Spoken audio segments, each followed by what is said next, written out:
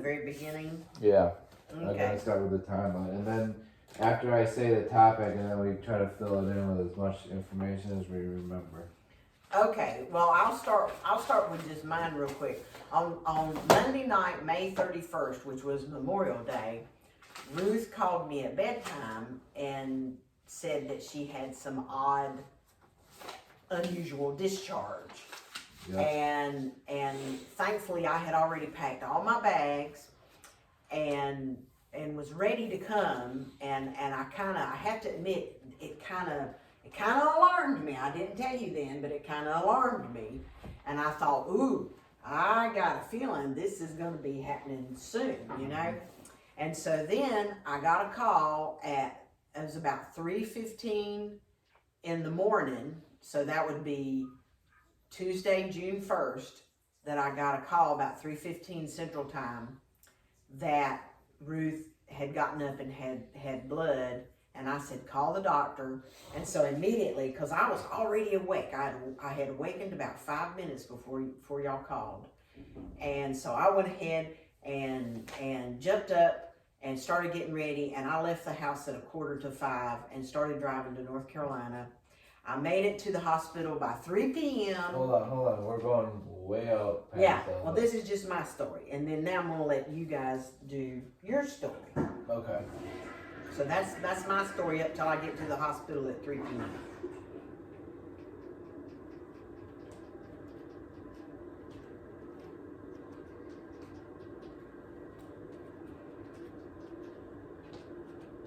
Okay, how do you want to start? Okay. So 9:30 Memorial Day, like she said. I went outside to lock up, and after I stood up and went outside, I felt like this gush, almost like I had like peed myself. And I thought it might have been my water breaking at first, and then went inside and checked and saw that I had a bunch of mucus, and kind of knew right away that it probably was my mucus plug. So we went to bed, didn't think too much of it, and then at 12:30 I woke up and went to the bathroom and noticed just a little bit of blood when I wiped, and I was like, probably was a mucus plug, and didn't think too much of it.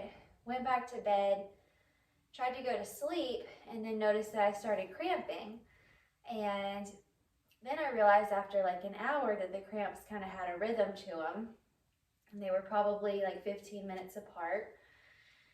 And then they might have even gotten a little bit closer. It might have been more like 7 to 10 minutes apart. But I laid there for a couple hours just trying to figure out what it was. Honestly, just trying to get some sleep, thinking that, didn't really think too much of it, but kind of did. I mean, you didn't know. I was kind of like I don't know. And so then got up at 3:30, used the bathroom again, and then that's when I looked down and saw all the blood in the toilet and got really freaked out, ran to wake Jordan up, was like started shaking almost uncontrollably because I thought something was wrong. Yeah, I thought something was wrong with the baby. So Jordan called my mom, and you told us to call the doctor, and so Jordan called the doctor. It took a little bit to like get in touch with anybody, and I got sent to this hotline, and then like I didn't know I could have stayed on the line. Yeah. So I ended up calling a couple times. So arrived at the hospital Fun, at yeah, 5 a.m. Yeah, the doctor said. Oh, what about on the way? Oh yeah, go ahead. Oh wait, but you know what the doctor said? The doctor said, yeah, you need to go ahead and go to the hospital. So I had already partially had my bags packed. I definitely didn't have everything packed. Jordan didn't have his bag packed. Yeah, I had my bag packed. You did? You did. Oh yeah, you did. Sorry, you did. And so we were running around like crazy trying to get last minute things like pillow, fan, chargers in case we were going to be staying at the hospital, even though I kind of thought we weren't. It looked like she took her fan and her charger. That was the first two things she had were her fan and her pillows, I think. And she was ready to go. And once she had that fan, I was like, this could be it because she's taking her fan out. And I was like, that might be intuition that she knows that she is or something was wrong and we were gonna stay there. And for some reason I didn't get the list because I still wasn't sure. So even though she was more sure, I wasn't sure. I think she was more sure. Yeah, I thought something might have been wrong, and I thought that I stopped feeling him move, which was concerning. So the doctor called triage because when we got there, they were like, oh, we were the ones that they called about the blood. And we're like, yeah, that's us. So we had to wait to be checked into triage for about 20 minutes, which just seemed like a long 20 minutes, but it kind of gave me a chance to calm down, and then I started feeling him moving again. So that's when I like kind of settled a little bit. So we got a room in triage, and Carly came in, and she got me hooked up to the IV. I left a urine sample. I think she ran some vitals and stuff like that. And then Dr. Jones finally came in. This is probably about 5:30 in the morning on the 1st. Dr. Jones came in, she did a cervical check, and that's when she told me I was 3 centimeters, and my jaw probably just was gonna hit the floor because I couldn't believe it. That was at 5:50 a.m. And she told me I was in early labor, and typically they're not gonna admit you to the hospital until you're 4 centimeters, but since I was bleeding and Dr. Jones is pretty cautious, they went ahead and admitted me. And that's when I was like, so I'm not going home, like this is it, like this is when the baby's coming? And she was like, yeah, you're not going home. And I was just like, wow, that was a crazy moment. So surprise. So from 6 a.m. to 11:30 a.m. Well, then we moved from triage into labor and delivery, and by the way, did they roll you up in a wheelchair or did they put you in a bed and roll you in a bed? How did you get I think from? she was in a wheelchair, or did you Yeah. walk in there? it was a wheelchair, or I walked. I don't remember. Wait, we saw your friend first, right? Right, Yeah. Carly. And then didn't she put you in a wheelchair? Just about had to. I can't might imagine have. they didn't. think put she you in did. a wheelchair. And then Okay. she pushed you to triage. Okay. No, she pushed me to labor and Labor, delivery. yeah, Oh, right. to that room. So we got into our labor and delivery room. It was a big room. It was nice. Had a bathroom. Our nurses were Jane and Lenora, but we only saw them once, and we never saw them again. Yeah, because their shift changed. Mhm. And then the 7 a.m. nurse came in, Jennifer. Jennifer, She yep. was great. Yep. So from what till 11 I was laboring? Yeah, so 6 a.m. to 11:30 a.m. you were laboring. You were at a 3 to 5 pain level, and at 11:30 a.m. you got checked by Dr. Parsley, who's doing the checking, right? Mm-hmm. Or was it Jennifer? No, I think Dr. Parsley. Okay, and that was 5 centimeters. You're at a pain level of 7. Okay.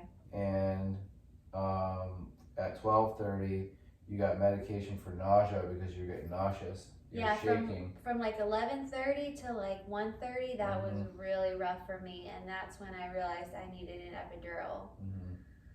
And yeah, started feeling the pain was so bad that I was feeling nauseous, so they gave me the nausea pain, which I'm thankful for because I think I would have started getting sick.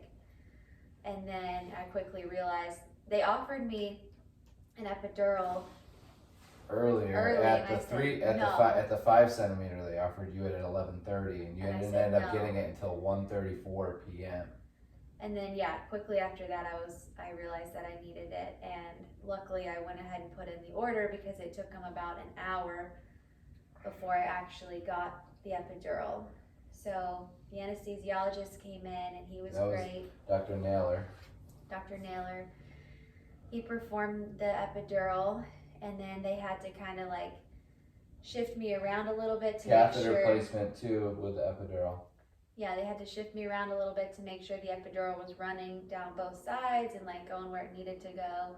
So I remember they got me like on my back kind of flat. Got a catheter with that. And you're at 7 centimeters dilated at that time. Yep. And FYI, the tape they used to tape the epidural onto her back was like duct tape, Yeah. and took us forever, took days to get the tape off of her back. Days. She was shaking and like she couldn't handle the pain, and it was like. And I continued to shake with the epidural. I continued to shake pretty much throughout. And all throughout, they've been giving me penicillin every 4 hours. Mm-hmm. Oh yeah. Yeah, and every time she got a medication, they had to scan her wrists, go through the computer. It was like this process, and then it would get sent to the pharmacy. The pharmacy would approve it, and then it would come back. Yeah. And they would put warm blankets on her to Yeah, help that her was nice. stop shaking. Mm-hmm. And so after the epidural, she was able to get a little rest. I don't know if she actually slept, but she was able to rest. I remember before the epidural, I had 3 good bowel movements in the labor and delivery. And that was nice that I got that out of me.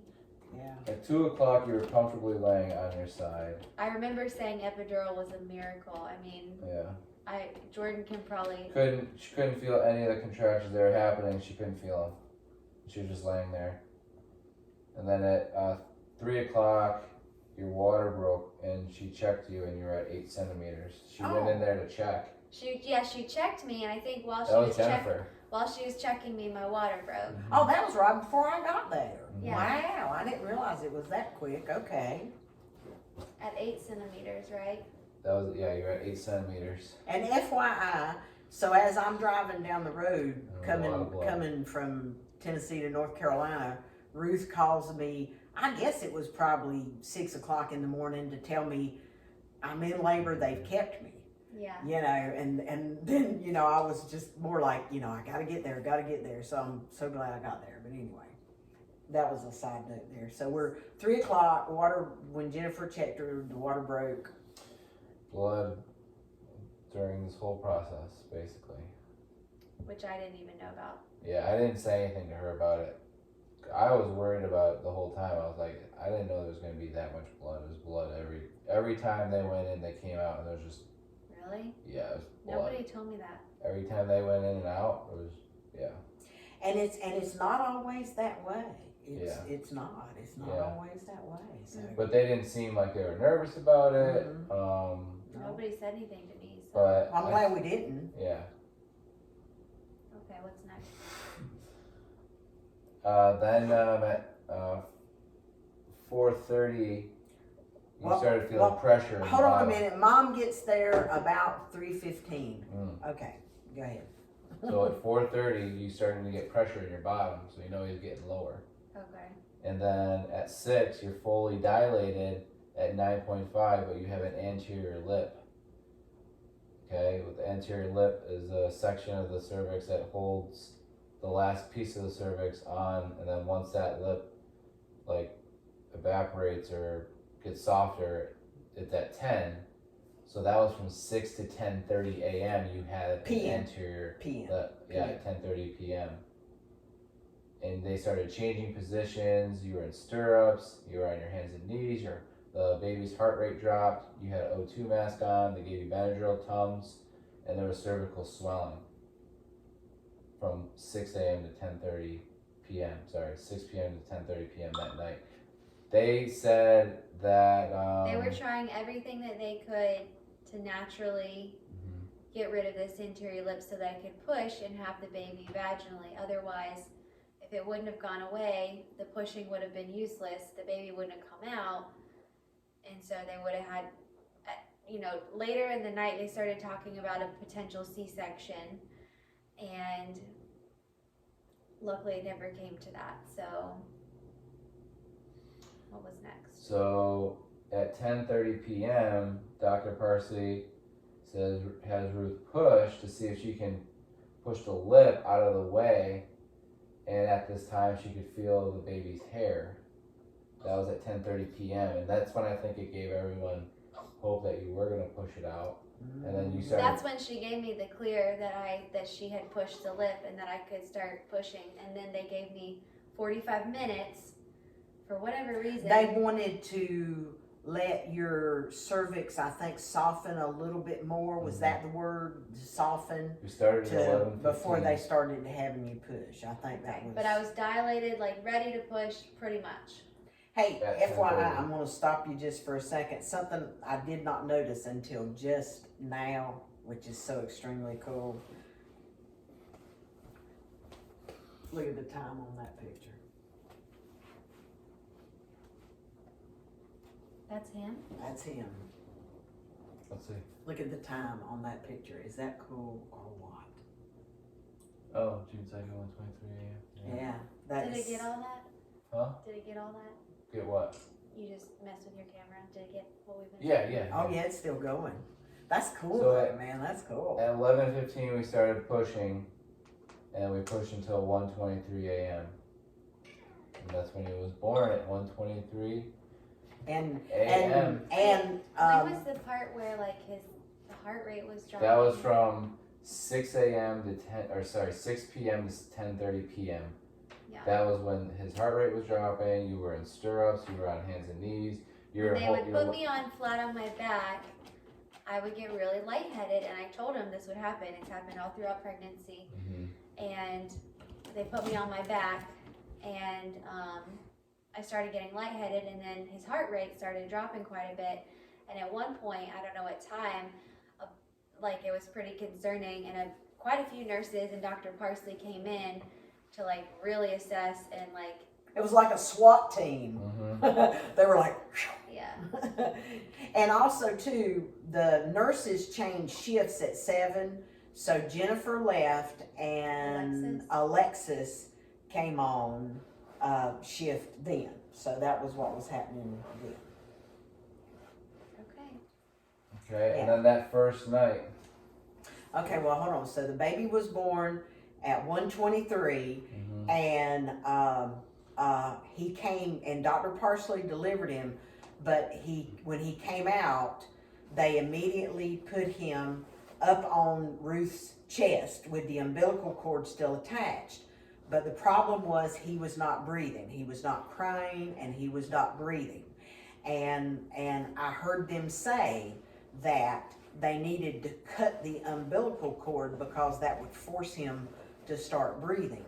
And so they were like, "Here, Dad, cut the cord." And so Jordan, tell them about how you felt about that. Oh, it was like cutting through like a garden hose. I tried to cut through on the first one and it didn't, and I did it again, and then I had to like do it one more time, and finally it like snapped. And once it snapped, he was like 2 seconds gone. They whisked him away over there and started suctioning him, and then and all during that while they're suctioning him and everything, poor little Ruthie is over there crying, going, "Is my baby okay? Is my baby okay?" She was so upset, and it was scaring me. It about gives me PTSD just to sit here and think about it right now, because whoop, there we go. Good boy.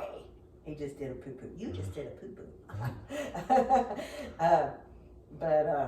But anyway, all right, so you want to stop it right now, and then we'll get back, because it sounds like we need to change him, right? Okay.